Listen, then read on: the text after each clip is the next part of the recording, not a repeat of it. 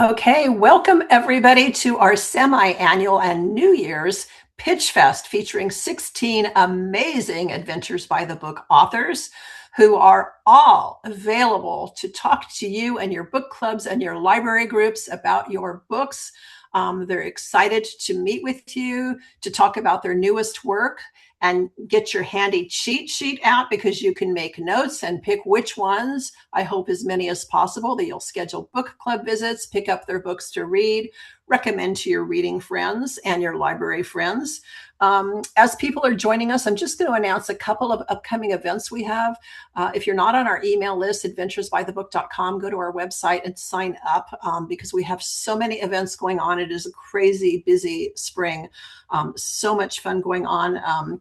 Our next event is coming up February 1st in San Diego, and one of our presenters today, Loretta Ellsworth, is traveling all the way to San Diego, and we're doing a literary tea with her. We're doing a happy hour event with Mary Kubica. We're doing library events with Kara Ruda. We're doing a Blackstone Publishing book bingo. We're doing a special March event. It is in honor of Sue Monk Kidd. She's been diagnosed with Parkinson's disease and she has not been able to go on book tour. We decided we want to help support her. So we're doing an entire month. March is going to be Strong Women's Strong Voices. It's going to be a fundraiser for Parkinson's. We have authors who are presenting on social media every day of the month. And then at the end on March 31st, all the authors will be present for a special virtual event. All your book purchases for that month, all of March for this event, 20% will be donated to the Parkinson's Foundation. It's going to be a really special event. We hope you'll come and join us. But you can get on our email list. You don't need me to talk on and on about upcoming events, but I just get so excited. I also want to thank everybody for pre-ordering books. The authors, the event today was free, but the authors do appreciate your support by purchasing their books. And you can purchase them after the event as well. It doesn't have to be before the event. So, and I wanted to introduce Brooklyn, who is behind the scenes and handling the chat box. She's putting in links and special information. So thanks to Brooklyn. If you have, there she is.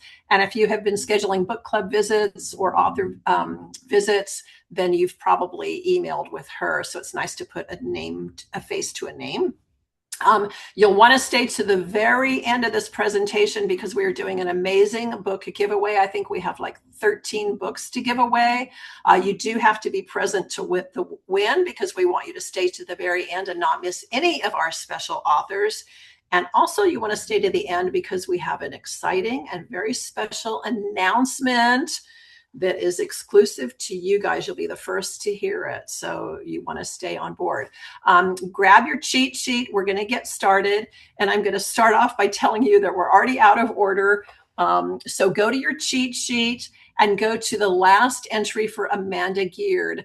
Amanda is joining us from Ireland, where it is past midnight. She's a good sport about staying up late. So I promised her she could go first so she can get to bed. She's got an early rising tomorrow. So as you grab your cheat sheet and pull her name up, I want to introduce her. As I mentioned, she's joining us all the way from Ireland.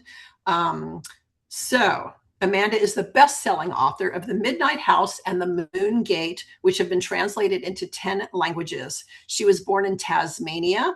She's a geologist who explores the world's remote places. I'd love to hear all about that another day for sure. Nowadays, she divides her time between County Kerry and Ireland, where every walk seems to lead to a new story, and a rickety cabin in the Norwegian fjords. The Glass Key, her newest book, is a breathtaking, beautiful, stay-up-all-night story about love, loss, and secrets. Take it away, Amanda. Great. Thank you so much, Susan. That was a really lovely introduction. So I'm Amanda Geard, and I'm really excited to be here tonight because this is my debut event with Adventures by the Book. And it's also the very first time that I'm talking publicly about this book, apart from to my mum and all of that. So it's The Glass Key. It's a World War II novel set largely in Norway, and it asks the very simple question, what would you have done? So in 1942, the war was in full swing, and Roosevelt famously said, I've got his quote here somewhere, if there is anyone who still wonders why this war is being fought, let him look to Norway. And for me, this quote perfectly captures Norway's struggle against the Nazi occupation, its fight for democracy, for freedom. And I hope it's that spirit that's at the heart of the book. So there's loads of brilliant World War II books out there. We're going to hear about some tonight. I've read loads from the authors here, but very few are set in Norway. So the question is, what happened there? How did ordinary Norwegians resist? Because they really did. But the glass key, I have to apologize, it actually begins in Ireland, where I live, and where I'm sitting now. The prologue opens with a violent Atlantic storm, and high on the cliff tops stands a house called Hellebore House. It's the home of three people. So the withdrawn Atticus, his beautiful Norwegian wife Anna, and their 16-year-old daughter Freya. And unbeknown to Freya, as darkness falls and the storm's raging, a stranger calls to Hellebore House. And the next morning, Freya discovers that her beloved Norwegian mother Anna is gone. All she leaves behind is a pair of glass key earrings, and she's never seen again. So it's very emotional, and as readers, we're forced to ask, how could a mother abandon her child? And to find the answer, the novel takes us back to Norway, to a remote Arctic archipelago, and back in time as well to the years of Nazi occupation. And it's a really personal novel to me because when I was 29, my husband and I bought a small island in Arctic Norway, as you do, and we lived there for several years. We had a tiny cabin, no electricity, no water, no modern comforts, and during those long Arctic nights, and they were really long, I became utterly absorbed with the World War II history of the islands, and loads of that history then has made it into this book, stories from the locals and friends we made there. So it's a book about sisterhood and strong Scandinavian women, of whom I met many, and sacrifice. And again, it asks that question, what would you have done? So I hope it's the kind of book club the book that my own book club would argue about late into the night with lots of cake and probably wine. And it's full of impossible choices, especially about how far we'd go to protect the people we love. I think it will appeal to readers of Kate Morton, Lucinda Riley. And if you do choose it, I'll have book club guides available, some swag, glass keys. And unfortunately, it's not out until June 18th. But in the meantime, I can talk to the book clubs about The Midnight House and The Moon Gate, which are my two previous novels, and they're both World War II dual timeline novels as well. So I'm available for Zooms at almost any hour, as this proves, and as an Australian who lives in both Ireland and Norway and who works as a geologist in lots of countries, I'm very used to travel, so I might even turn up in person, you never know. So thank you so much. It's really cool to give the Glass Key her very first outing. Thank you, Amanda. Sounds amazing. So, yeah, don't worry about her time. She is available, even though she's in Ireland, all the way across the pond. So feel free to schedule visits with her. And now you can go get some rest. Good night. And thank you for joining us. Great. Thank you very much, guys. Okay, and the only other out of order we're going to do, and then we'll follow the track with your cheat sheet, is you can go to, I believe it's on page 3. Allison Pataki is up next. Allison has small children and has a lot of stuff going on in her house, and so we wanted to let her tend to her children and put her next. So let me find my order. Allison Pataki is a New York Times and USA Today bestselling author of historical fiction novels, a nonfiction memoir, and 2 children's books. Her novels have been translated into more than 24 languages around the world.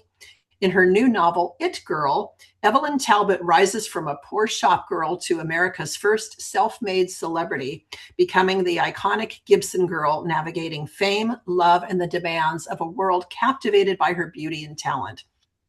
When scandal and the crime of the century thrust her into the public eye, Evelyn must rely on her own strength to shape her destiny in this sweeping tale of ambition, power, and resilience.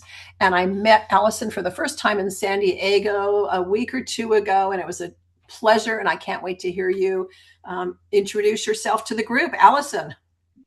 Hi, everybody. Thank you so much. Thank you, Susan. And yes, we met before the earthquake, I'm hearing about, but I just saved you all from a photobomb of a nude child that just came within an inch of my screen, and I was able to whisk her out. So anything can happen tonight, apparently. But I'm also incredibly excited to be here because, like Amanda, this is my first time speaking with Adventures by the Book and speaking about my forthcoming novel, It Girls. So this is an ARC. This is an advanced reader copy. It is floppy. It's not the finished one, but it will be here in March in time for Women's History Month, March 10th. This will be my 11th book, and I write about the strong women from history, biographical, historical fiction inspired by the unsung heroines from our history, the fascinating true life stories of the women who have been relegated to the shadows or the sidelines of the historical record. So for this one, for It Girl, I bring you to New York City at the dawn of the 20th century. It's a new century. Everything feels fresh and exciting and possible. There's a brash young new president, Teddy Roosevelt. Everything seems to be possible where there's new electricity and there's automobiles and there's the subway and there's photography, which is totally changing art and totally changing in society. And so while this is going on, you have this interesting tectonic moment in society, this tectonic shift where the old school 400 and the blue-blooded sort of leading ladies like Lena Astor, who had had this lock on high society, are sort of losing their grip and their total control. And you have this new crop emerging of these young, self-made female celebrities who are rising to the top of society, not because of their pedigrees, not because they are the society brides of Bridgerton or Downton Abbey, but because they are oozing talent and charisma and charm and beauty. And so these are the young women who are making names for themselves as the Broadway starlets. These are the women who are working as artists models and as artist muses to these artists like Beckwith and Charles Dana Gibson. And so the brightest of the bright, sort of the luminary of this new constellation, is this young woman named Evelyn Nesbit, this true figure who, because of the burgeoning newspaper industry and because of all these shifts that are happening in society and because of the use of photography for the first time, she becomes this sensation. So she, like these women, these young women, are being used suddenly as fashion plates. They are being used to sell products. They are making money. They are the young girls that women want to be and men adore. And they are the women whose images are cut out and taped up on the walls, and women want to dress like them. If you've ever worn your hair in a ponytail, you have Evelyn to thank. She's the one who gave us this style because of her silhouette of this thick, dark, gorgeous mane she had, where Charles Dana Gibson drew her with her hair in a ponytail, and he made it into a question mark. And he put the caption, "Woman, the eternal question." Now, she was not a woman. She was 16 years old. She was a penniless, fatherless girl from Pittsburgh who had been plucked from obscurity and put onto center stage as this bright young star of society. But she became larger than life. Now, she was known as the Gibson girl. She was known nationally. But when she went from being celebrity and sort of showgirl Broadway star to sensation was when she got embroiled in what was known as the crime of the century. So this was what happened. This was this scandal that erupted around Evelyn, true history, when her husband, in a fit of jealous rage, shot and murdered her former lover at a fancy dinner party in front of all of New York high society. And it was such a sensational scandal that the papers jumped on her almost like a Princess Diana kind of obsessive media feeding frenzy. And it was such a big deal that President Teddy Roosevelt had to actually had to ask the newspapers to stop writing about her and to give poor Evelyn a break. And at that point, Evelyn goes into hiding and earns the nickname of the Girl Houdini. Now, the real history plays out in a way where the Girl Houdini has one timeline. I get in here and play at this point with an imagined ending where I play out the timeline, or I play out the voice and sort of the arc of Evelyn as the girl Houdini, and I give her the opportunity to tell this story from her perspective. Now, it's a tale as old as time. It's going back to the Garden of Eden, Adam and Eve, going back to Cleopatra, going back to the start of the Trojan War. You've got this beautiful woman who's too beautiful that she drives the men mad. And so that's a trope we all know. I wanted to kind of turn that on its head and put Evelyn in the center of it. So she's not pawn to the powerful men in their wars and their kingdom making, but where she becomes the leading lady who tells this story. So Evelyn was a true figure who lived. She was before Taylor Swift and the Life of the Showgirl, before Marilyn Monroe, before Britney. You had this real young woman whose voice was overshadowed by the scandal and the men around her, who sparked scandal and sensation. It's glamorous. It's dark, it's gritty, and it's a lot of fun. So it comes out March 10th. It is called It Girl because Evelyn was known as the first self-made female celebrity in American pop culture. She's gone a century without her voice really being the leading voice telling this story. So I'm excited to excavate her from the footnotes and put her center stage as the showgirl she deserves to be. Thank you, Allison. So excited about this book. And so excited you're here tonight, and go back to your kids and enjoy them. And thank you for coming tonight. Okay, now we're going back to the cheat sheet in order, making sure that my cheat sheet follows along as well. So Kate Thompson, who would have been joining us from the UK, is sick. She did send a recording. And the scary part for me is that I am not technologically inclined and I'm in charge of the screen share. So give me a second. I'm going to figure this out.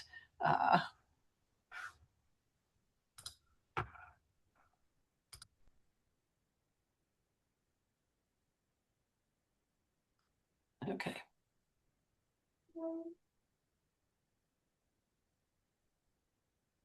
Maybe I'll figure this out. All right, screen share. It's giving me very funky options. You know what? I'm going to try it again later because I don't want to hold everything up with my ineptness. So we're going to move on to Bonnie Blaylock next. Bonnie Blaylock has written in many capacities, including environmental research and tech writing, for over 30 years. Her debut novel, Light to the Hills, was selected as an Amazon First Reads offering. The Water Women, her new book, is releasing March 1st in 2026. It follows 3 generations of Sardinian mothers and daughters handing down the ancient skill of weaving golden sea silk. As the outside world encroaches on the sanctuary of the island, the threads that bind them also teach them lessons of love, loss, and connections for the future. Can't wait to hear more. Bonnie, welcome. Hi, I'm so excited to be here too. This is also my debut with Adventures by the Book, so I'm so excited to introduce you all to The Water Women, which is my second book, as Susan said. I'm going to try to share my screen too, so let's see if this works. Got it? Is that working? Can you see it? Okay, so if you don't know where Sardinia is, which I did not when I started writing this book, it's off an island off the coast of Italy. So here's the boot of Italy. Here's Sardinia right here in the middle of the Tyrrhenian Sea in the Mediterranean.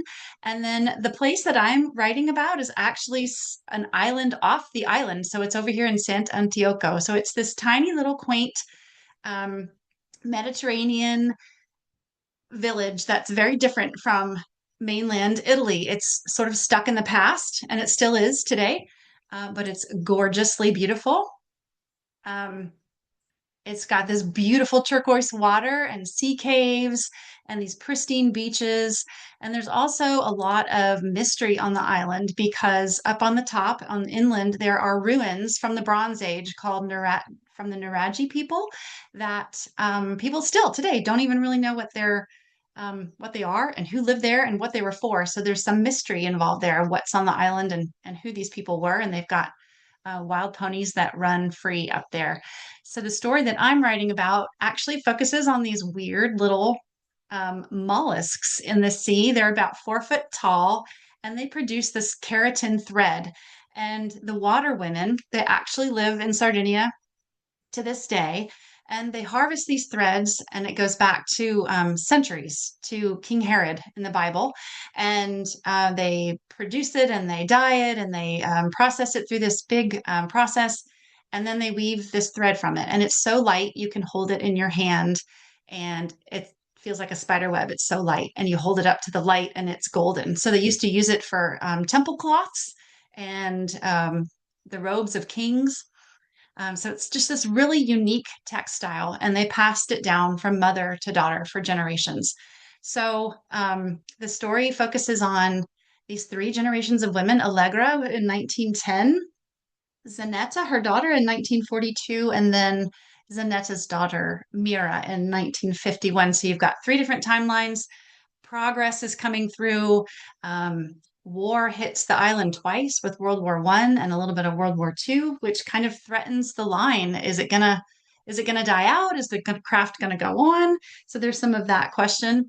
And then it's kind of also asking what kind of gifts and what kind of burdens we give to our children. What does it mean when we have expectations or when we are disappointed in our children and they have to carry that on? And then you complicate the mother-daughter relationship with you complicate it with is the tradition going to carry on? And you have the burden of carrying on this whole thing. So there's this thread of weaving the byssus and the beautiful things they make out of it, and it's not allowed to be sold. It's just a gift to the world. It's got a little bit of magic, a little bit of mystery, and there's more than one kind of mystery in it, a little murder mystery in there too. And it's just how the women are connected, mothers and daughters, and the threads that they weave, and they go through loss and love and great turmoil in their lives, and how the byssus kind of weaves them all together as well. So it's kind of the story of my heart, and I hope you all really love it. On my website, there's book club kits. So I give you ideas for music and dinner and cocktails and all kinds of things. So you can bring a little bit of Italy to your book club. And I would just love to be there to share it with you. So it comes out March 1st, just in time to be a perfect beach read. Sounds great. Fascinating. Thank you, Bonnie. Next up, we have the lovely Sadiqa Johnson, who is a New York Times bestselling author of 5 novels. Her most recent novel, The House of Eve, was an instant New York Times bestseller, Reese's Book Club selection, Target Book Club pick, and was nominated for the NAACP Image Award and the 2023 Goodreads Choice Award finalist. Her next book, Keeper of Lost Children, coming soon in just a few weeks, follows 3 individuals as they navigate life post-World War II. One woman's vision connects these 3 people in an unexpected way, illustrating how love in its many forms can be transcendent of the barriers and struggles we experience in life. Welcome back, Sadiqa. Oh, thank you so much. It's so wonderful to be here. I feel like I'm an old Adventure by the Books girl. I think this is probably my 3rd book with you, and I'm super excited to present Keeper of Lost Children to you. Thank you all so much for being here tonight. It definitely helps us authors, and we really appreciate it.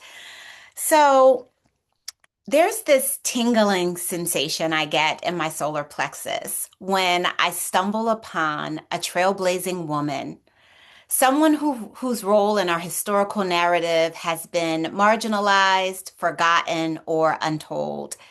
And it was while tucked away in the Blue Ridge Mountains in Virginia, where I was working on, I think, maybe the 5th or 6th draft of The House of Eve, that I plugged into my Google search orphans, unwanted children, and up popped Mabel Grammer. Mabel Grammer is a woman who changed the face of our American history. In 1950, Mabel Grammer, a journalist and the wife of an officer stationed in Germany, discovered these abandoned mixed-race children hidden away in orphanages. The children were the product of German women and Black American GIs. Unable to have children herself, Grammer adopted 12 of these children and founded the Brown Baby Plan, a powerful movement that moved over 500 children into loving American homes. These unwanted children are a little known consequence of World War II. And once I discovered this historical crack, I could not stop thinking about them. Biracial, caught between two countries, with neither side willing to claim them as their own. That curiosity led me on a pilgrimage to Germany, where I visited the cities of Mannheim and Stuttgart and Munich, searching for fragments of Mabel Grammer's legacy and all the lives that she touched. And from that journey, Keeper of Lost Children started to take shape. Now, I have to be honest and say this book took everything out of me.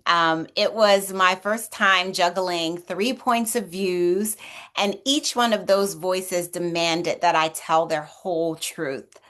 During my writing hours, I could be found on my office floor, moving around character chapters like puzzle pieces, trying to fit this narrative into one cohesive story. So the book follows Ethel Gathers, and she's the character who's loosely inspired by Mabel Grammer. And it also introduces 19-year-old Philadelphia-born Ozzie Phillips, who is searching for a way to escape Jim Crow America, volunteers for the newly desegregated army in 1948. And it's while stationed in Germany, he meets a local woman, Yelka, and together they embark on a relationship born of necessity that will change the course of their lives. And then in 1965, we meet Sophia Clark. Living on a desolate farm as a child laborer, she's offered a rare opportunity to attend a prestigious all-white boarding school. There, she finds out that she's one of the first, and so she's there to integrate this school.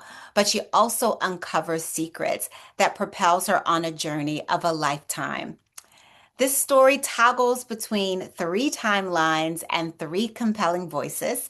It also, if you are the House of Eve, if you're a House of Eve fan, it also gives you little Easter eggs or a little peek into some of those characters that you loved in Keeper of Lost Children.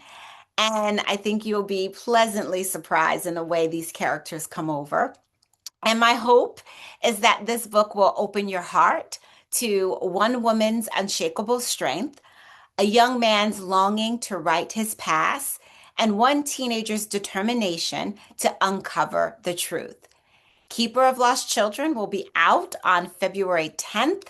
I will be on a 3-week book tour. So hopefully I am stopping in a city near you. I would love to see you.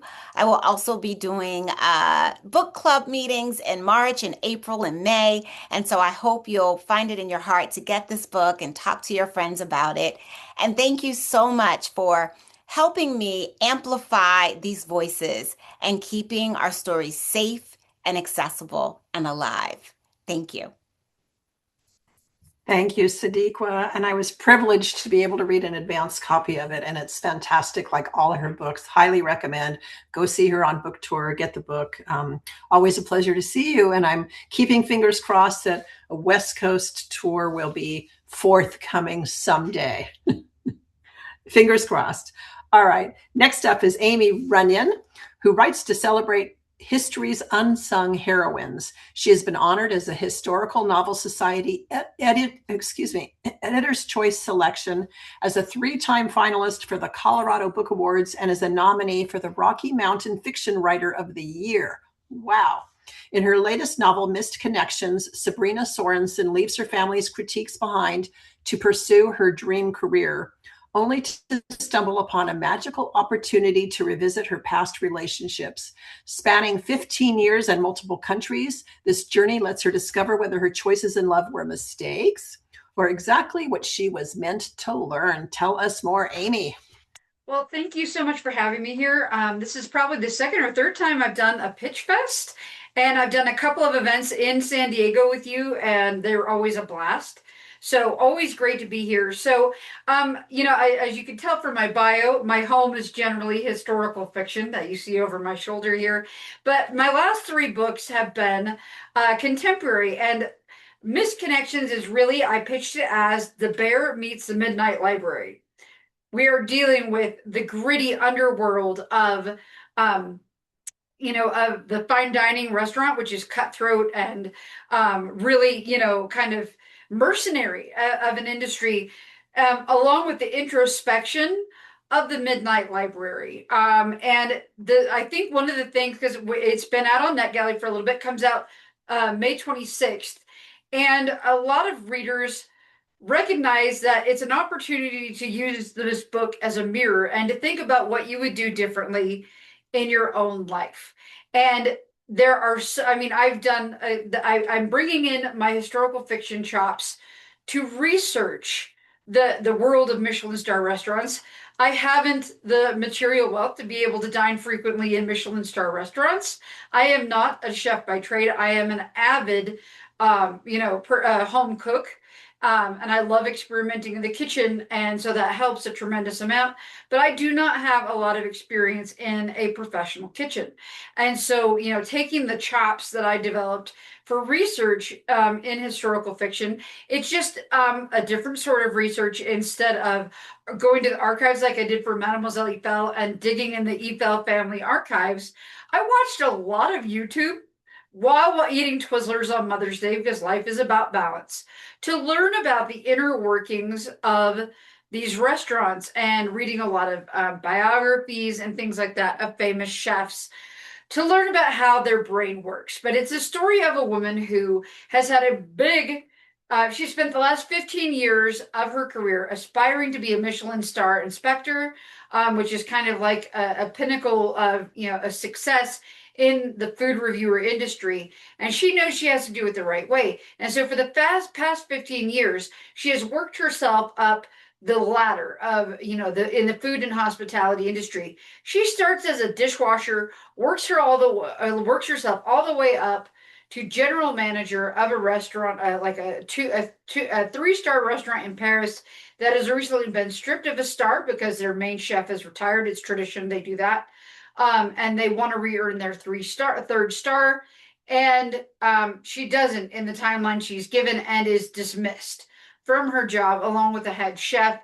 And it's, it's a huge setback career-wise, because this was going to be the last job before she steals her wool and applies for the Michelin job. And so she's trying to figure out what's next, has a really uncomfortable run-in with an ex-boyfriend, and then goes home to Solvang, California, and to her baby sister's engagement party. And of course, her mother is giving her a ration of what about being 37 and single, no prospects, and now jobless. And she finds herself at a crossroads and has a bit of a breakdown at the Burbank airport, where a kindly ticket agent, who is just the most wonderful Irish grandmother of a person, ends up giving her the opportunity to relive some key moments of her life. And it goes from New Orleans to Dublin, Paris, and points in between. And it really was a joy to write. And in addition to all the wonderful foodiness, there are recipes in the back. That is my trademark. People were mad I didn't even put them in Mademoiselle Eiffel, even though it's not a food book. They still wanted the recipes. I am happy to come to your book clubs via Zoom, or perhaps in person if we can make it work out. But I am just so excited to share this, kind of unique story with my readers, because it really is, I've started in the contemporary vein, and there were little touches of magical realism in Lavender and Sage and The Wandering Season. And I'm unapologetically magic-y in this one, and I loved it. And I think that it really is, it's a departure for me, and I'm hoping that my readership will enjoy it and bring some new readers along for the ride too. Great. Thank you, Amy. Always enjoy your books. I'm going to try one more time with this screen share. So let me introduce via video Kate Thompson. And if I can't get the screen share working with the video, we will send the link to you after the event so you can watch it, because I don't want to shortchange Kate. Kate is a journalist, ghost writer, and novelist. Her debut novel, Secrets of the Singer Girls, became a Sunday Times bestseller in 2015. Since then, she has written 14 fiction and nonfiction titles, including the international bestsellers, The Little Wartime Library and Do Not Cry When I Die. Her upcoming book, The Secret Society of Librarians, coming in July of 2026, is a riveting novel based on real life events that follows the friendship of two women during World War II. So keep your fingers crossed that I can figure this out. I know how to screen share, but for some reason the video is not popping up, and that's what I'm having problems with. Yeah, it's still not popping up as my option, even though I have it on my desktop. So I apologize to Kate and to all of you, but I will make sure the video gets in your hands so you have a chance to view it and to learn about Kate's book and schedule a visit with her. So my apologies to you, Kate. Next up, we have Madeline Martin, is a New York Times, USA Today, Publishers Weekly, and international best-selling author of historical fiction and historical romance, with books that have been translated into over 25 languages. The Secret Book Society is set in Victorian London, where three women trapped by society and marriage are drawn into a clandestine club that offers friendship, freedom, and the courage to defy convention. As they uncover dangerous secrets and confront personal and societal risks, they must rely on their wits and each other to survive in a world that punishes the daring. Welcome, Madeline. Thank you so much. And I just want to say too, I don't know about you guys, my TBR is like already starting to stack up with all of the great books that I'm hearing about. And I'm also really glad that my cat stopped having a bath in the middle of the screen right before I started talking. So thank you to Ink for that. So the Secret Book Society, because secret book societies are fabulous, this is set in the late Victorian era about a thrice widowed countess. And yes, there's definitely talk that maybe she killed her husbands. She finds out that women are having their reading materials restricted. And so she invites them into her home where she has this wonderfully curated library herself. And she invites them to read these books that they're not allowed to read. So some of my inspiration for this particular story came from the fact that women were very much discouraged from reading in this particular time period. They felt that it made them promiscuous. They felt that books were a very selfish endeavor for women to pursue because it took them away from their roles as wives and mothers. And oh my goodness, how dare they? It gave them opinions that differed from the men in their lives. So with women being discouraged from reading, this kind of plunged me down this rabbit hole about women, about hysteria, about misconceptions that women had to face in this particular time period. And I found what I like to call my anti-Cinderella story, which really kicked off a huge part of this book for me. And this story is basically about a man who is having an affair with his wife's niece. She complained about it. And as one did in the Victorian era, he sent her off to a lunatic asylum to shut her up and get her out of the way.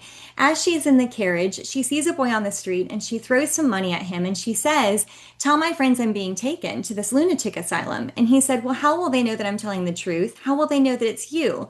So quick thinking, she takes off her boot, she chucks it out the window, and he takes this boot to the friend's house and he says, "Your friend has been taken." And they were actually able to enlist a solicitor who specialized in helping women who are wrongfully admitted to lunatic asylums, and they were able to set her free. Wow, right? Like, I love when the truth is stranger than fiction, and I think that's the best kind of foundation for fiction out there. So we have in the very beginning of the Secret Book Society a street urchin in Lady Duxbury's drawing room holding a black kidskin boot with rose embroidery along the laces, and he says, "Your friend has been taken." So you think you know who it is, but maybe you don't. Dun dun dun. I had a lot of fun doing research for this book. The Victorian era is something that has always really appealed to me.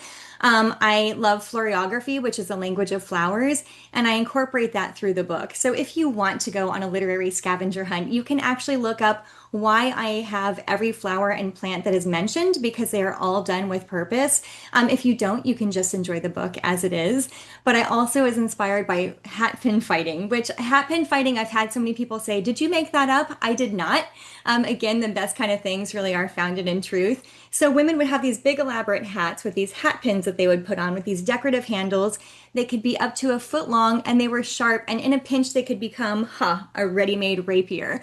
And apparently these women were so terrifying with these hat pins that they were defending themselves from men with, that cities started to put out ordinances to limit the length of these hat pins.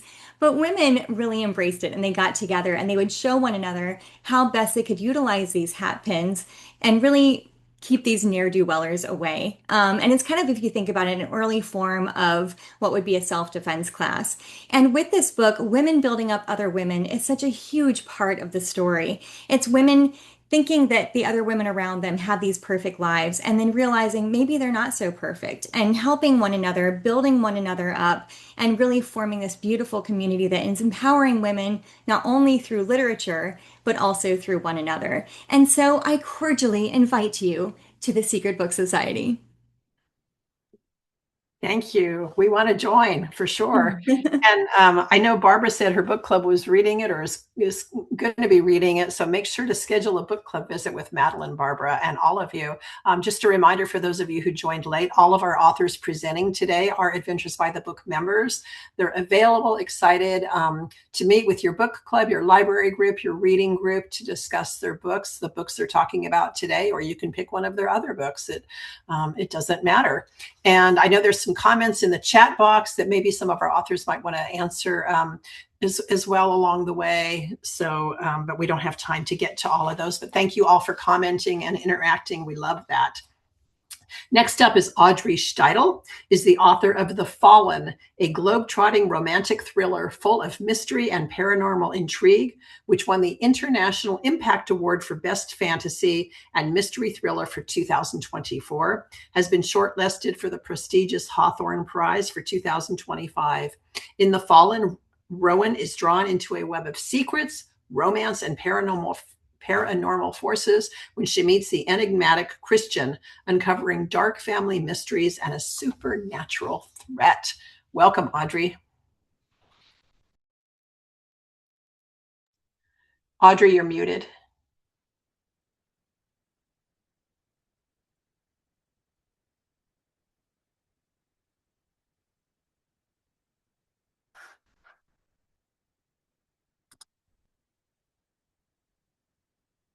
Right, I'm trying to do it on my end. It says I have to ask you to unmute. So hopefully you'll get a notice you can just click on.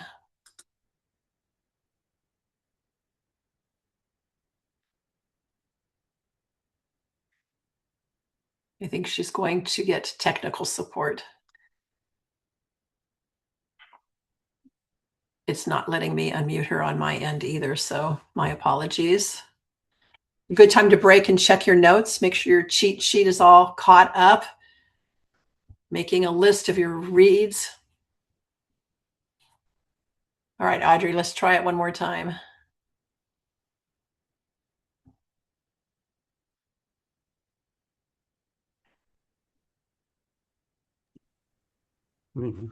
Okay.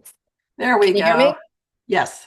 I am so sorry. So I'm back. All right. So the Fallen, the genesis of the Fallen is really a paranormal experience that I had when I was an actor in the Twin Cities. And it's based in the Twin Cities. And there's actually a lot of my personal experience living there in the story, but I really wanted to write the novel I couldn't find and wanted to read. I'm sure we can all relate to that as authors. And this is my debut novel, and thank you so much for allowing me to pitch in this Pitch Fest and meet all of these wonderful authors. As you mentioned, it's a romantic thriller, and it takes you on a journey from the Twin Cities to the riads and slums of Morocco. You experience miracles. I really wanted it to be that kind of organic experience where you as a reader were starting to say, I know what this feels like.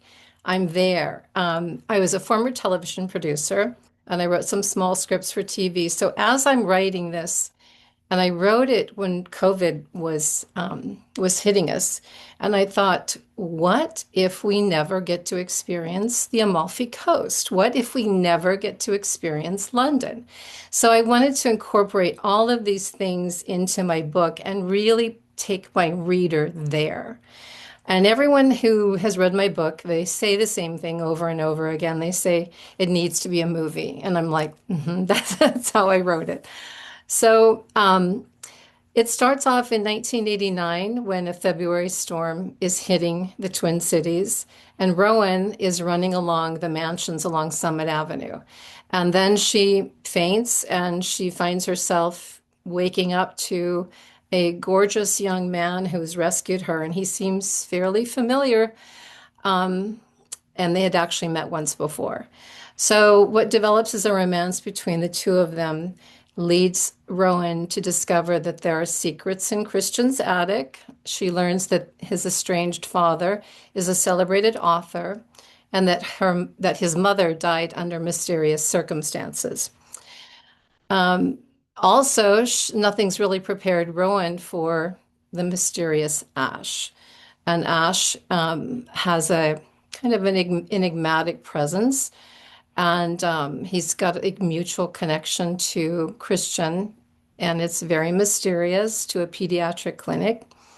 And so all of these things start to, I don't want to say unravel, they start to unfold. And so at each step, as she becomes more and more involved with Christian, she realizes that he has both a beautiful, incredible life, but it's also dangerous. And so the reason I brought this to show everyone is because the reason for The Fallen was also the reason for writing The Fallen, was to expand it into all of these different themes. There are World War II backstories. The characters all intertwine. You just unearth all of these spiritual themes, and at the end of it, it begged for a sequel. So I'm almost done writing it, and you really just discover that there's this play of light and darkness, of choices that we make. So I dedicated The Fallen to all those who've looked evil in the face and said, "No, you're the angels who walk amongst us." And that is The Fallen. I'm so sorry that I had myself on mute, so I feel like I've lost track of time. So thank you. I really look forward to hopefully meeting more of you in my book clubs that I've done. I love book clubs. It's so much fun to listen to what other people say about your book. And I do feather pens and bookmarks and all of that. So thank you, Audrey. thank you. You'll notice in the chat box too that Brooklyn's been putting in the websites of all our authors, but we'll also send that out in our thank you as a way you can connect with all our authors so you won't miss anything. We don't want you to miss a thing about any of them. Next up is Carol Van Den Hende. We're happy to have her back. She's an award-winning author of who writes stories of resilience and hope. Her Goodbye Orchid series draws from her Chinese American heritage. She's won the American Fiction Award, the Royal Dragonfly Awards for Cultural Diversity and Disability Awareness. Her newest book, Dear Orchid, is a collection of true stories and short fiction told in a lyrical letter style format. Dear Orchid is for anyone who's ever loved, lost, or longed to understand the emotional truth behind the moments that shape us. Welcome back, Carol.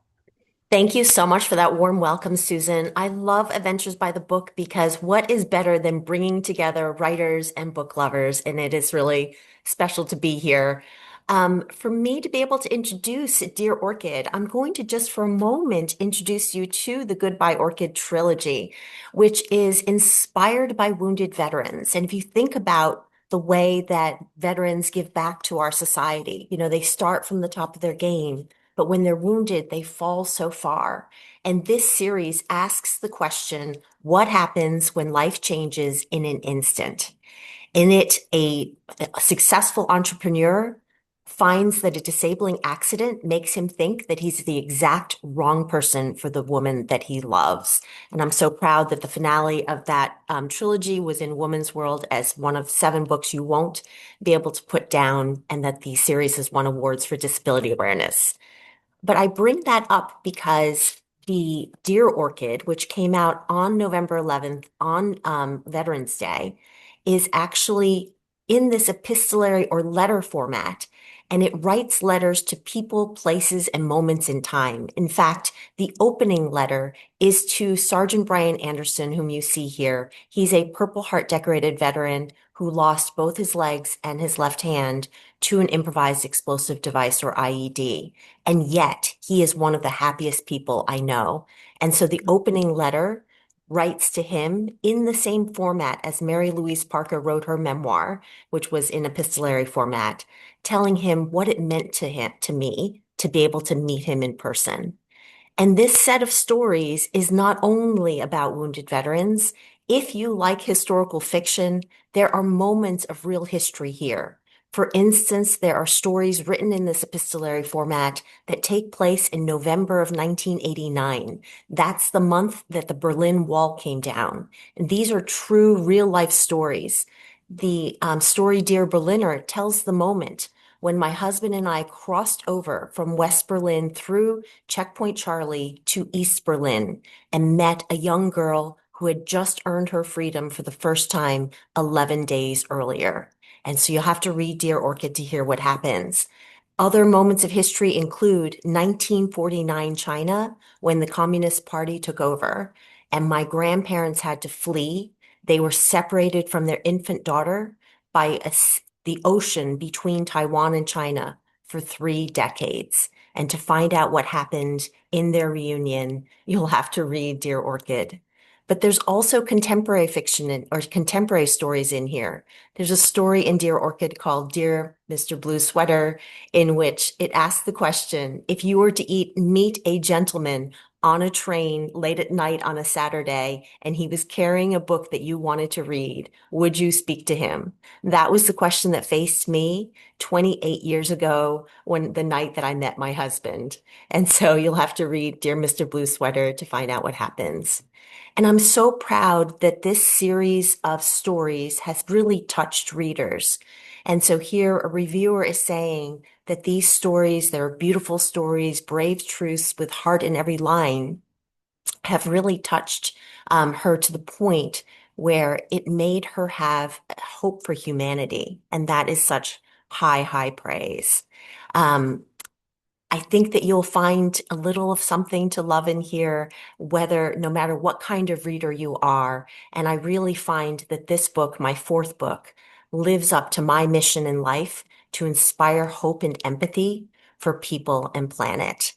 I definitely hope to meet many of you in your book clubs. I love to meet book clubs. And when I do meet you in person, especially, I will likely bring a little something sweet, because when I'm not being an author, I'm an executive for Mars Incorporated, and I might even bring custom M&Ms that are in the colors of the covers of my book with my author photo on them, because that's, the kind of wonderful company I work for. I do encourage all of you to reach out, connect with me on social media. There's a QR code if you want to sign up for my newsletter. I would love to meet you and tell you about the hope and empathy in these books and the hidden Easter egg details, like why is the name Orchid in all of my books? Orchid is one of my characters, and although orchids have a reputation for being delicate, like my character Orchid has a reputation, actually in the wild, they are resilient and hardy, just like my characters. And so I And they're look going forward to meeting all of you. schedule a visit with you to learn more. Thank you so much, Carol. And I'm just going to grab a screenshot while you're up on the screen now quickly. All right. Thank you, Carol. It's always nice to hear from you. Next up, we have Brenda Coffey, who is the creator of 2 top 10 websites, including 1010parkplace.com, home to her popular Brenda's blog. Her memoir has been nominated for the 2025 Kirkus Prize and chosen for Maria Shriver's 2025 Summer Reads. Maya Blue, a memoir of survival, is an inspiring, suspenseful, fast-paced memoir that reads like a thriller. It's a working girl meets Taken, and in the end, Brenda Coffey is the one last standing, and we're glad you're standing here today. Welcome, Brenda. You might have to unmute yourself. Hello. Yes, hello. Okay. I was going to say thank you, Susan. I'm really excited to be here. It's the first time. And my dog, Annie, really serious surgery a few days ago. And then she had a bad reaction to one of her pain meds, and I almost lost her. But I'm grateful to say she's well and she's doing all right. And I'm sorry. I'm supposed to be resilient, But so this is exactly what I needed. It's been a lot the last few days. As Susan said, I'll describe Maya Blue as Breaking Bad meets Taken, and in the end, I'm the last one standing. And this is a story that outside of friends and coworkers at the time, that I fought very hard not to tell anybody.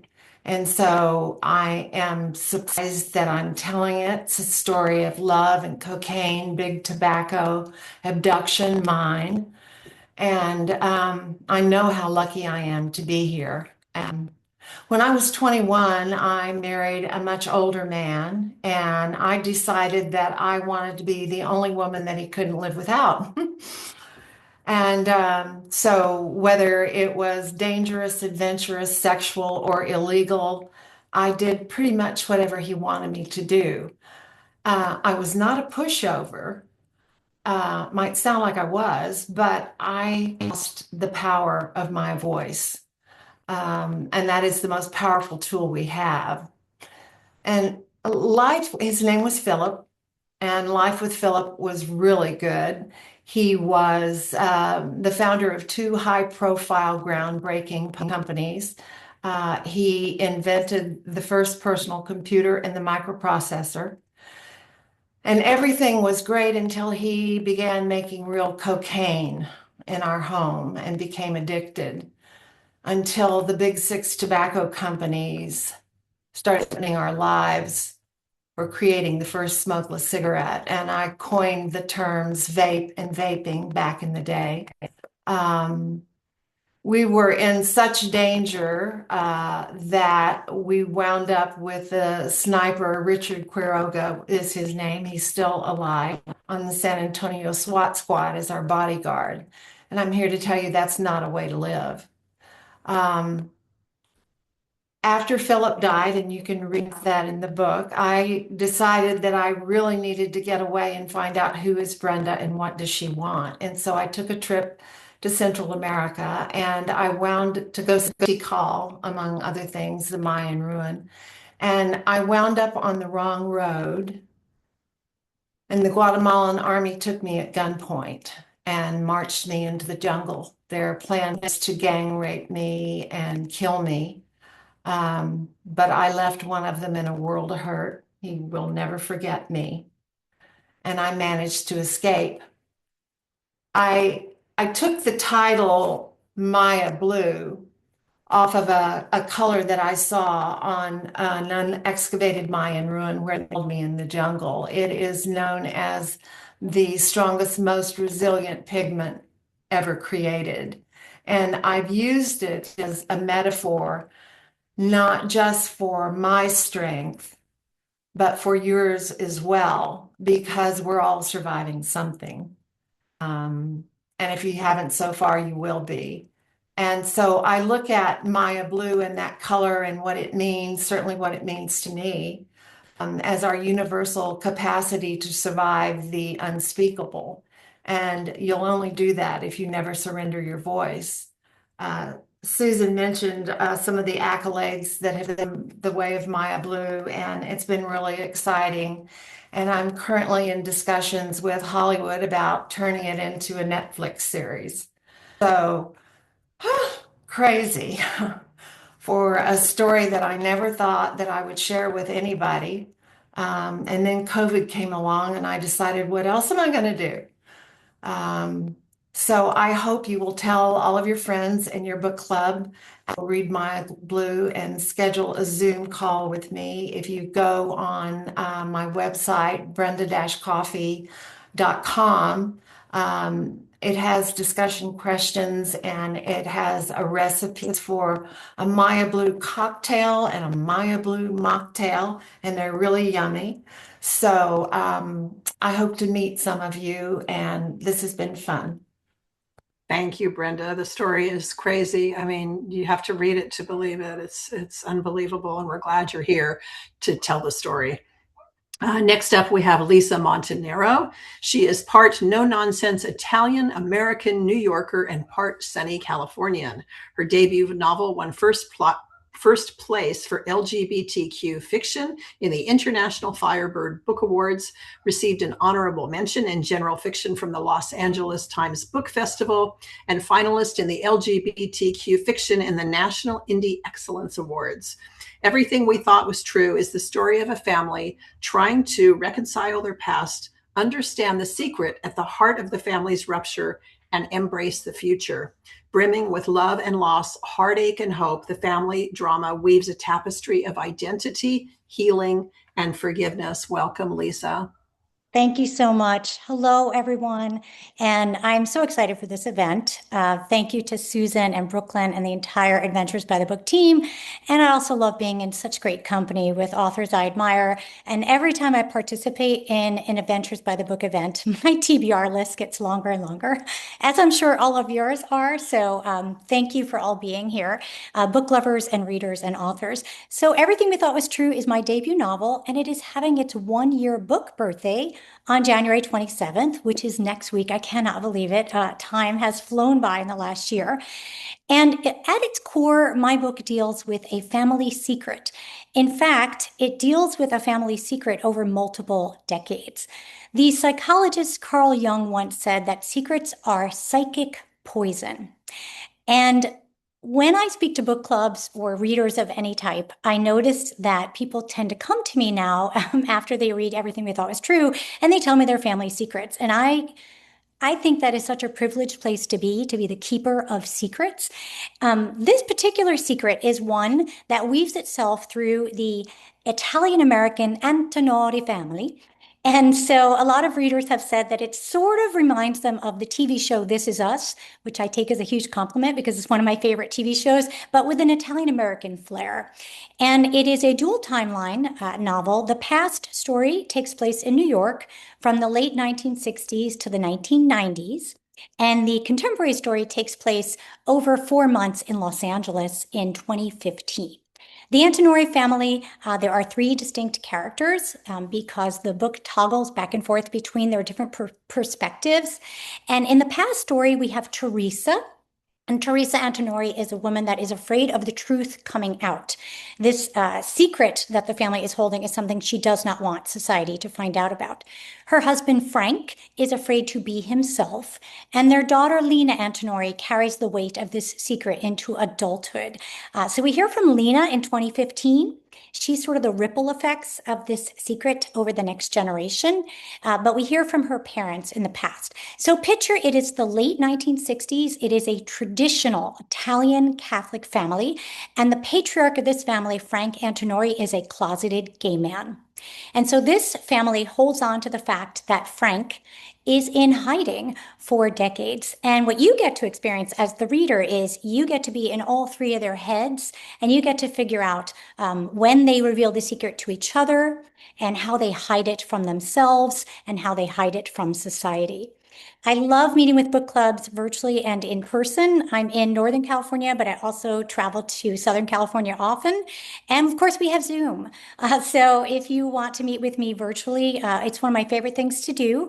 If you go to my website, lisamontanarowrites.com, which Brooklyn will put in there soon, you'll see that I have a book club kit, and it's got some great Italian recipes that appear in the book. It also has an LGBTQ rights and history timeline so that you can follow what was going on in history from the late 1960s to today. And it has the music playlist for the book because there's a lot of great music in there throughout the 70s, 80s, and 90s, etc. And one thing that I want you to think about is if you love family drama and you love secrets, and I'm trying to think of a family that doesn't have a secret.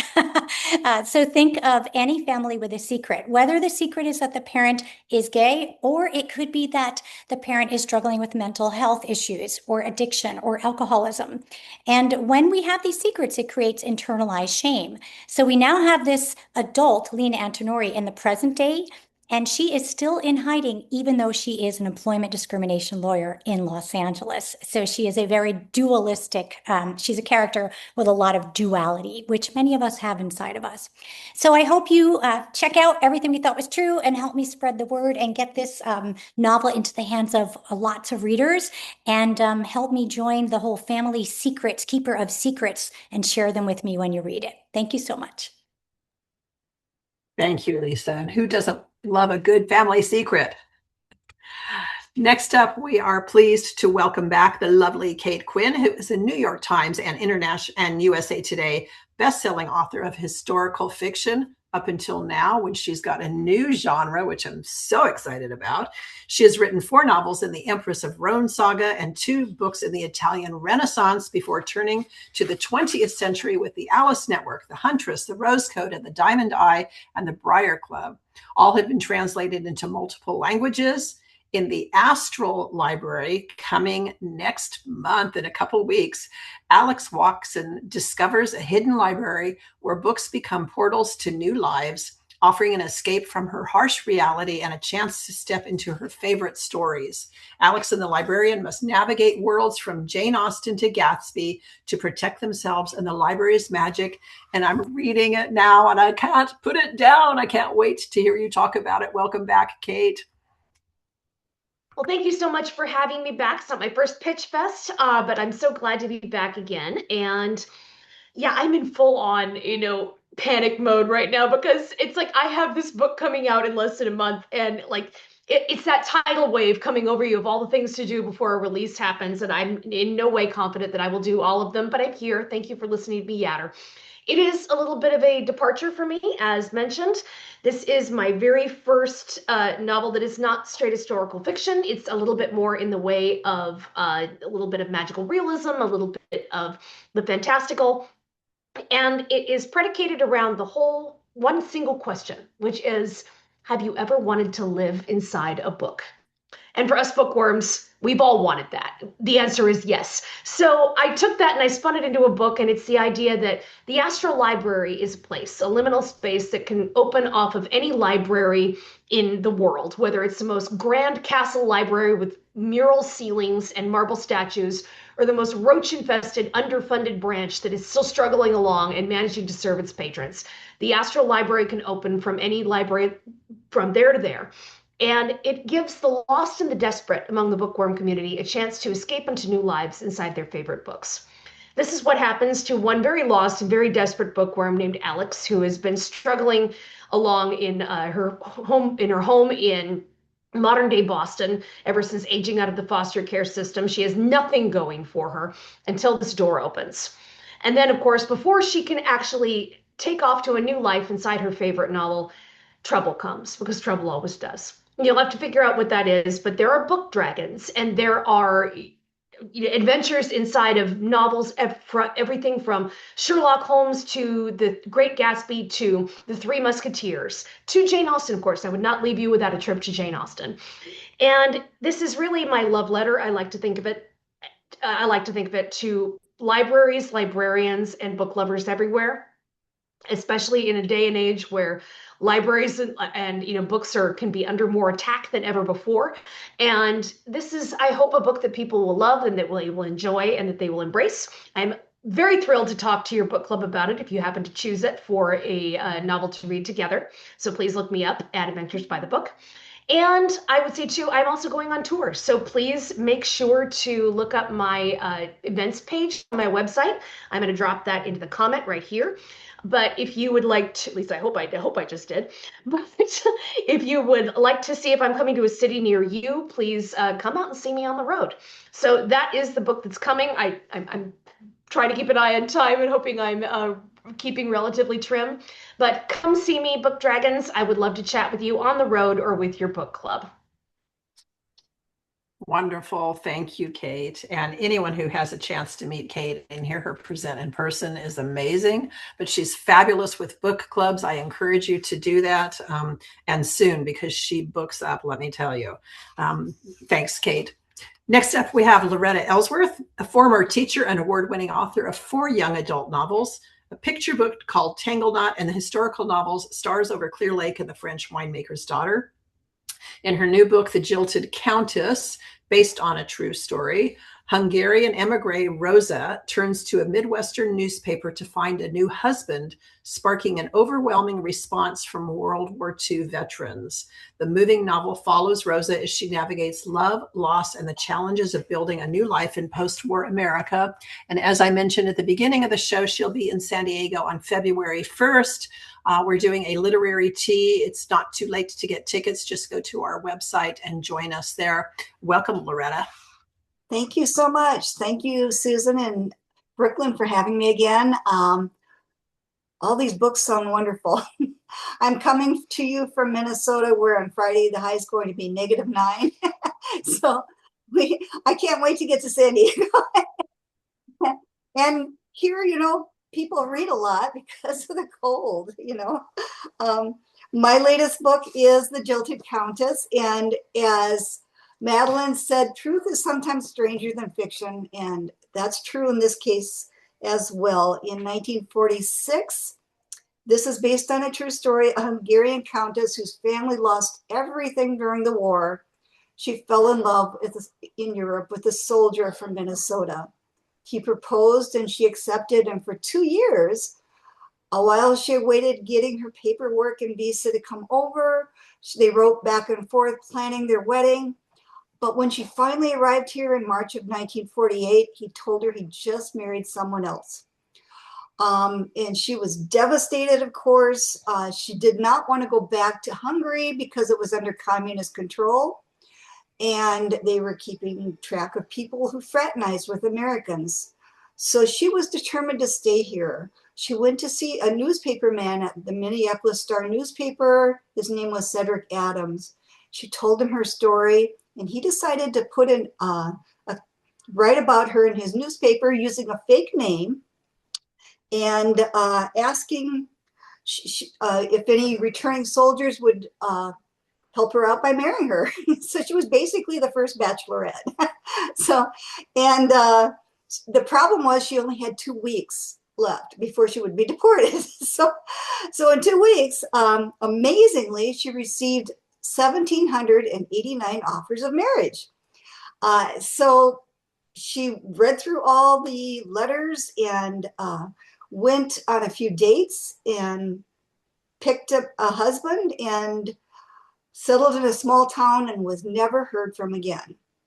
And so what a fascinating story this true story was. And I decided to, use, it's kind of fictional gold, when you have some wonderful story like that, and think of what would happen to her, how would she adjust to life, this countess. So I wrote the story, and I also spent a lot of time trying to do research and see if I could find her. I did a lot of I spent a lot of time at the Minnesota History Center, just looking up marriage licenses and things like that. I never did find her.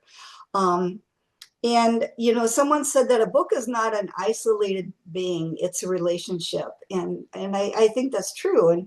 And so, I think I spent so much time on this research.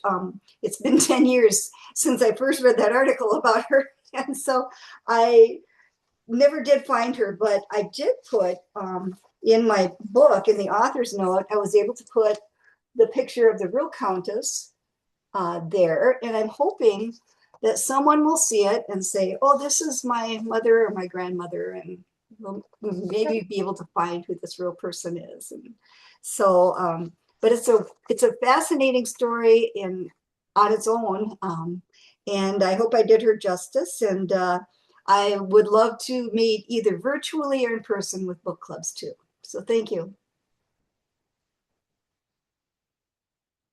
Thank you, Loretta, and we can't wait to see you in San Diego in a few short weeks. Right. All right, we are skipping over Allison Pataki because she presented at the beginning. So we're going to move on to Stephanie Dray, a New York Times, Wall Street Journal, and USA Today bestselling author of historical fiction. Her award-winning books about civilization's forgotten founding mothers have been translated into 8 languages and top lists for the most anticipated reads of the year. And they deserve that. They are fabulous. Becoming Madam Secretary is Stephanie's latest novel, following Frances Perkins as she rises from New York tenements to become Franklin D. Roosevelt's most trusted ally, shaping history through the Great Depression. Based on true events, this novel follows her battles against powerful men, personal loss, and political opposition as she fights to reform America. Welcome back, Stephanie. Thank you. Hey, everybody. What a night it has been hearing about all these wonderful novels. I'm Stephanie Dre, a longtime and appreciative member of Adventures by the Book, and I write about women who help build America. Now, my novel in your cheat sheet, Becoming Madam Secretary, tells the story of Frances Perkins, the first woman to serve in a presidential cabinet. And some of you may have heard me say before, but I'll go to my grave saying this, that Frances Perkins was the most important woman in history. And yes, that is a hill I will die on. The reason is because Frances impacted every American life. She's all around you right now where you're sitting. If you look up, there's probably a fire alarm or a sprinkler system. You can thank her for that. If you got to go to school as a child instead of working in a factory, you can thank her for that. If you've gone to a restaurant recently and there was no poison or rat droppings in your food, you can thank her for that. And if you or anyone you know or love collects Social Security, you can thank her for that. Now, alongside of FDR, she was an architect of much of the New Deal, and their partnership was one of the most consequential working relationships in history. It was also super fun to write about. Writing this book let me write about power and friendship and ambition and what it cost to save a nation, which is why tonight I am giving you a twofer and letting you in on something special. Because while Becoming Madam Secretary asks what costs to save a nation, my next novel is going to ask what it costs to build one. And it's coming precisely at the right moment in our history. Now, I am going to attempt to share the cover, and if it doesn't work, we'll just talk about it. You can Google it. But give me a moment here. Let's see if this brings it up. Did it? It looks like it did not. Okay, forget it. You can just Google it. It's a beautiful cover. I'm so excited. On May 5th, 2026, my sometimes co-author Laura Camoy and I are releasing A Founding Mother about Abigail Adams, written for the 250th anniversary of the Declaration of Independence. Now, Americans are going to have a lot of thoughts on this year. We're going to want to celebrate the good. We're going to want to learn from the bad and figure out all over again who we really are as a nation and who we want to be. Now, Abigail Adams also struggled to figure it out herself. And in so doing, she asked her husband to make sure that the new government would remember the ladies.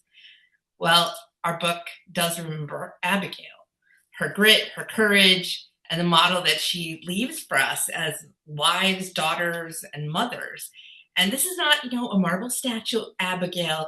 This is a woman who's running a farm during wartime, raising children alone, managing finances, enduring loss, shaping political thought, while her country is on fire all around her. Sound familiar?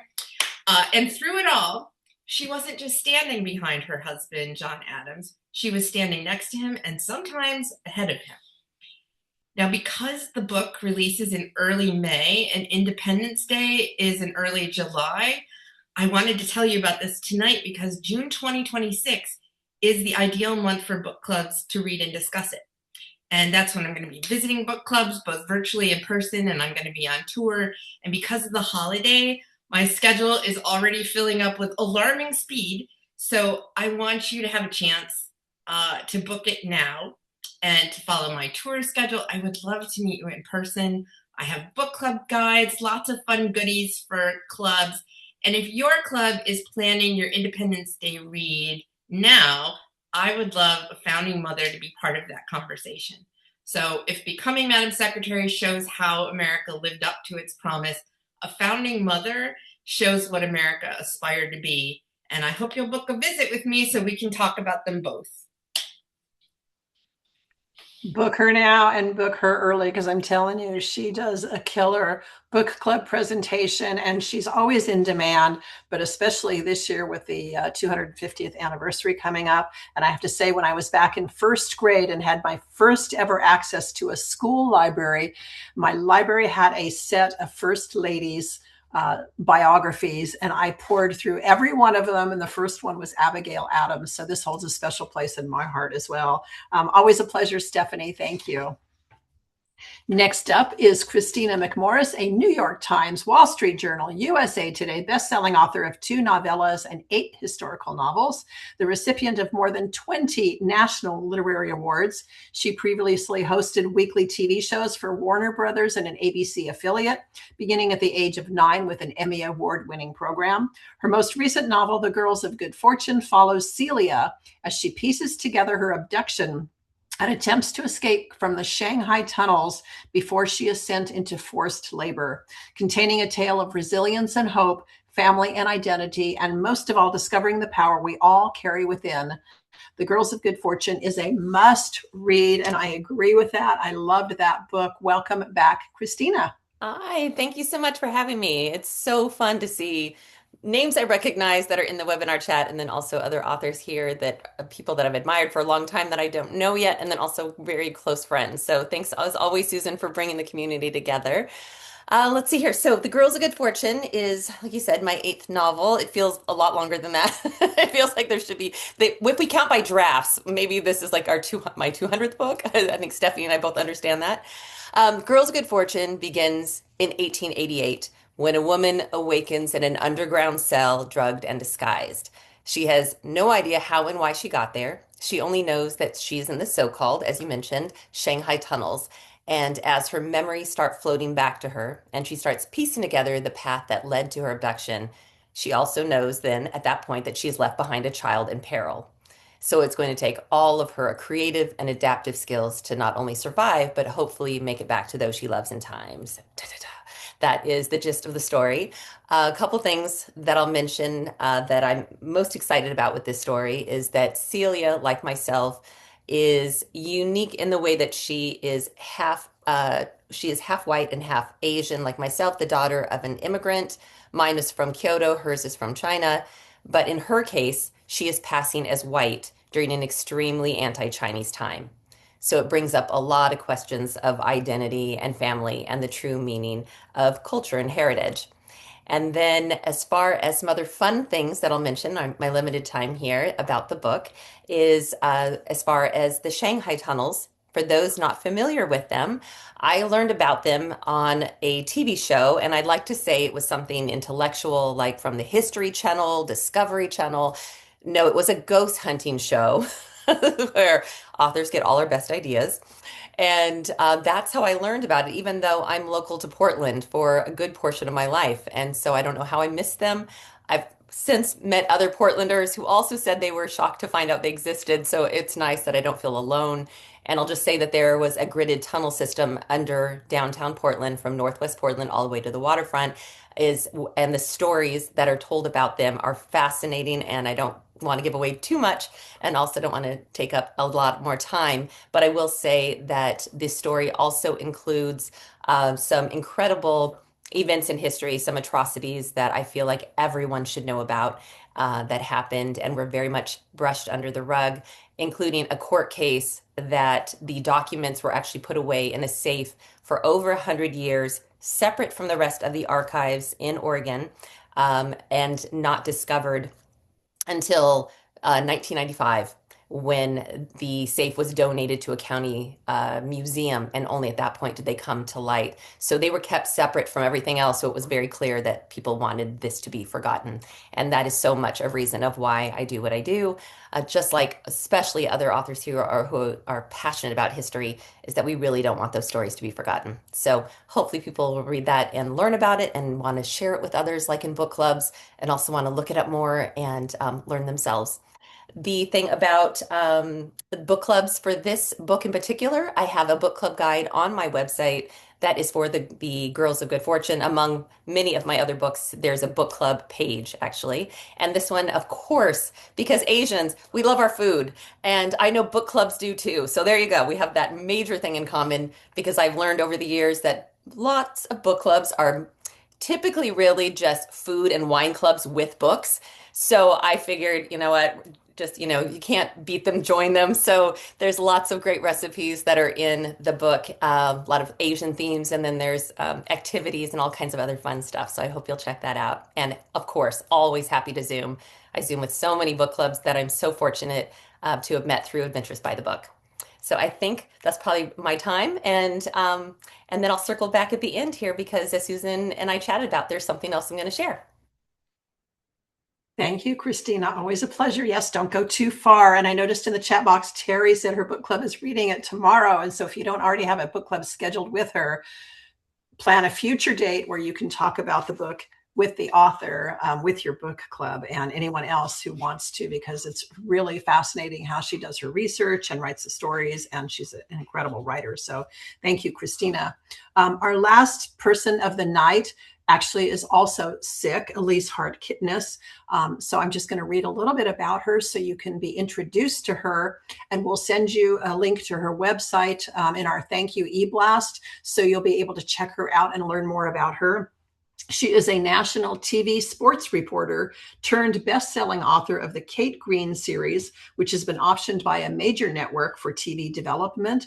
The series has received widespread acclaim, earning recognition as a Men's Journal Top 10 Book of the Year, a Women's Day must-read selection, among others. In her new book, The Close Call, a hard-hitting thriller, reporter Kate Green courts danger once again when the famous subject of her next story is kidnapped during the US Open. So juicy. So check out Elise Hart-Kitness and her new book, The Close Call.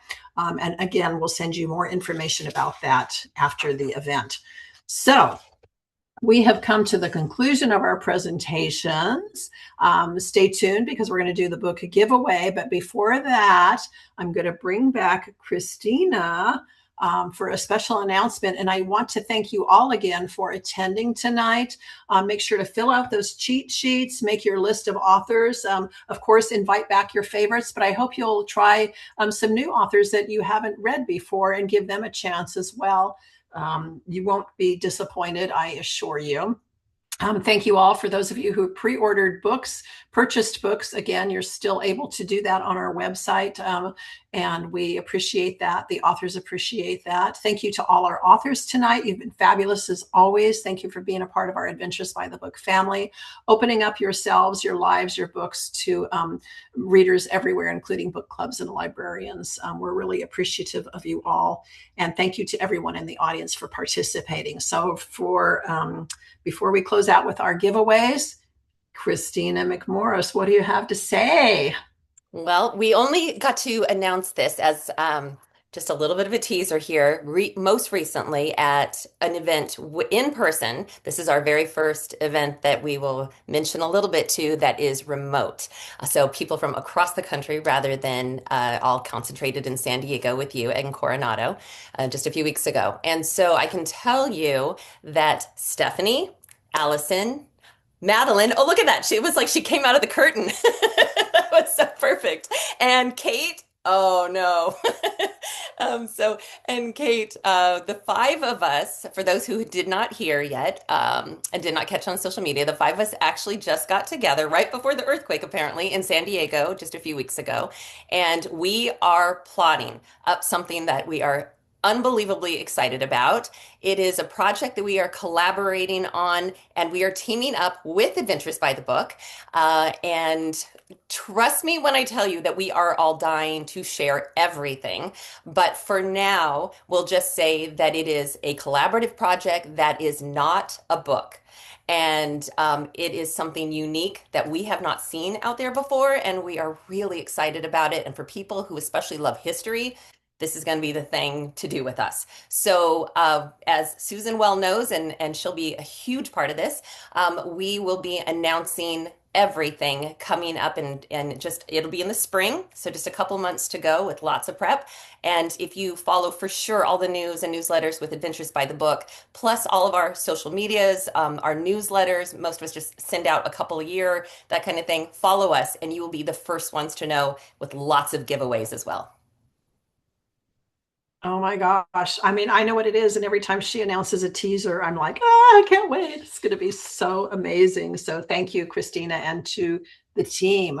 How exciting. So thank you again to all our amazing authors for being here tonight. Let's see, we have 13 books to give away. So I'm just going to read off names and ask Brooklyn behind the scenes to write the names down. And when we announce your name, if you will put your name and your email address in the chat box so we can follow up with you tomorrow, we would appreciate that. So let me go to our list of attendees. And we've got 13 books. I'm just going to count down every 5. 1, 2, 3, 4, 5. Shirley Beezer. All right, I'm writing this down too because I know this is going to go quick. Shirley Beezer, you are a winner. 1, 2, 3, 4, 5. Mary Ellen Clark is a winner. Congratulations, Mary Ellen Clark. And 1, 2, 3, 4, 5. Margaret Simpson, you are a winner as well as one of our authors' books tonight. 1, 2, 3, 4, 5. Whoops. Alice Cavallero. Alice Cavallero is a winner. Calavero. Thank you. 1, 2, 3, 4, 5. Oh, it says iPhone. Sorry. No name. I can't read that. So we'll move to the next one. Kathy Skinner. Kathy Skinner is a winner tonight. That's number 5. 1, 2, 3, 4, 5. Pat Daigle. I hope I'm pronouncing that correctly. If I'm not, I'm sorry. Pat Daigle. 1, 2, 3, 4, 5. Barbara. Oh gosh, Barbara. I know you. I've seen your name so many times. Barbara W. Wojcik. You know who you are, and I'm sorry that I butchered your last name, but you are a winner. 1, 2, 3, 4, 5. Catherine Bowman. Catherine Bowman. All right. 1, 2, 3, 4, 5. Rain S. Rayne. Rain S. You are a winner. Next up, 1, 2, 3, 4, 5 is a phone number. I'll have to skip that. And the next person is Diane Pavasic. Diane, you are a winner.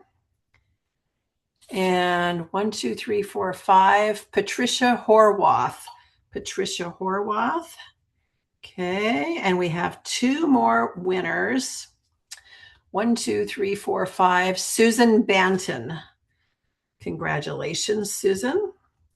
And our last winner of the night, 1, 2, 3, 4, 5. Estelle Ross. Estelle Ross, you are a winner. So congratulations to our lucky 13 winners, because I believe 13 is lucky. And thank you again all for coming. Thanks for your support of our authors of Adventures by the Book.